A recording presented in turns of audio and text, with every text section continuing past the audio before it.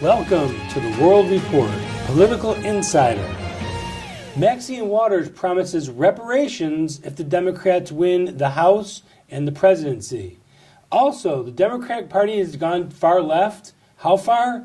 Dianne Feinstein can't even win the endorsement in California. I mean, that tells you how far left this party has gone.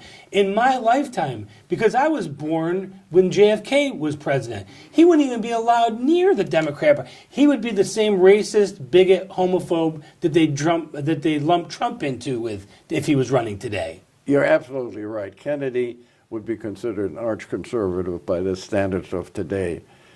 Even Sanders, the independent senator from Vermont, is probably looked at as a centrist now because some of the people that are coming out from behind the walls in the Democratic Party today are just about as close to communists I can sense. I would say the Democratic Party today has become the resting ground for the worst elements in this country when it comes to principles and the American way. That's an excellent way to put it. They're on the wrong side of every single issue every single time. There was a time when the Republicans and Democrats weren't really that far apart from each other. Maybe a little bit Tip here, O'Neill a little and bit Reagan there. is the best example of how things got done. Now you're dealing with people like Maxine Waters, who's got to be one of the craziest lunatics in the United States Congress. Yeah.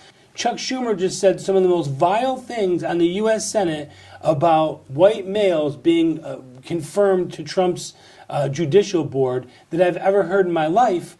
This attack on white males is getting to a tipping point. Who do you think runs the country? But you see, that plays well with the left. That's why they're doing it.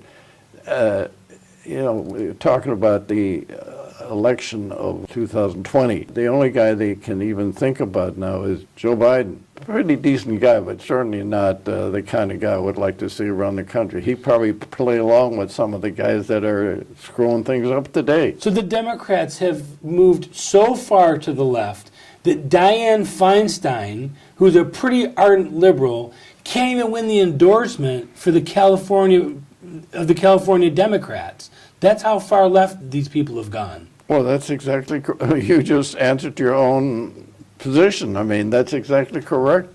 They're looking further to the left than they ever did. With the redistricting in Pennsylvania, with the anti-Trump hate as vile as it is, what do you think about the midterms? Are you concerned about losing the House or losing the Senate? No, I'm not, for the simple reason I know people who are actually union heads. They applaud Trump because he's bringing business back. You know, a union leader can't do much if he doesn't have any members. Right. Exactly. No, I think the states that voted for Trump are going to vote for him again. Not because they love him, but because he is bringing business back. But they're not voting for him, and he's not on the ballot in 2018. Oh, no, you're talking about the midterm. Yes, which is important because if they lose the House, first thing you're going to have is articles of impeachment. I don't think they'll, I'm afraid they might lose the Senate because it's so close. On the other hand, there's more Democrats up for election or re-election. Thad Cochran just announced that he's retiring. Every retirement that you hear of is on the GOP side. Well, you know, the interesting thing is because they're getting fed up. They're not so much with Trump or the way things are happening within the party, is because they're seeing this country going down as far as having principles and having law and order. And it's true. That's our political insider. I'd like to thank the City of Rancho Mirage and the Rancho Mirage Library for their continued support.